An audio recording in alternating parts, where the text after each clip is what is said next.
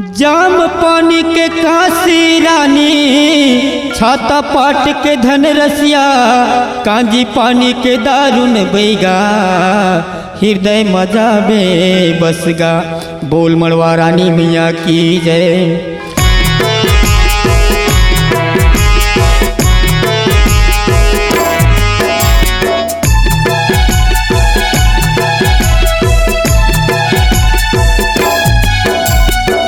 जय हो जय मड़वा रानी, महिमा अपार है। जय हो जय मड़वा रानी, महिमा अपार है। झीका मोहरा के उत्तिम माटी, खरहरी गाँव के उत्तिम माटी, दया माया भर मारे। जय हो जय मड़वा रानी, महिमा अपार है। जय हो जय मड़वा रानी, महिमा अपार है।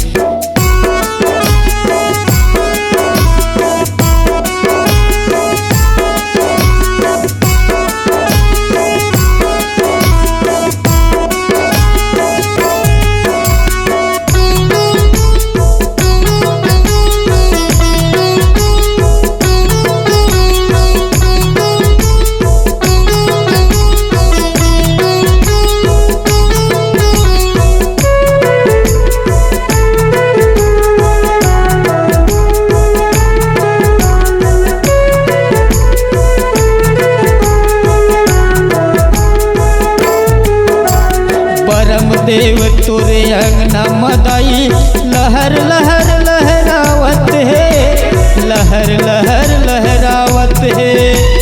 बेलपत्ती तोरे मंदिर ऊपर, छाव करे बरावत है।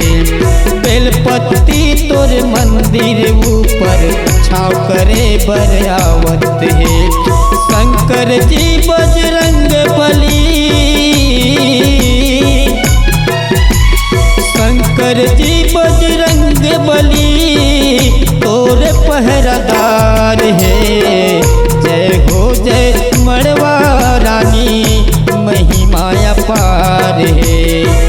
जय हो जय मड़वा रानी, महिमा अपार है। तोरे चरण ला धोए बदाई, तोरे चरण ला धोए बदाई, हंस दो नदिया के धार है। जय हो जय मड़वा रानी, महिमा अपार है।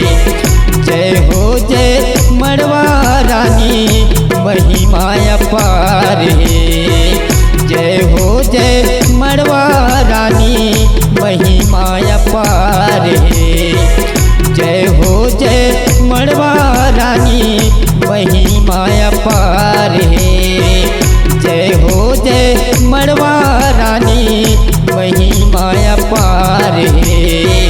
महिमा अपार है, महिमा अपार है। बोल मड़वा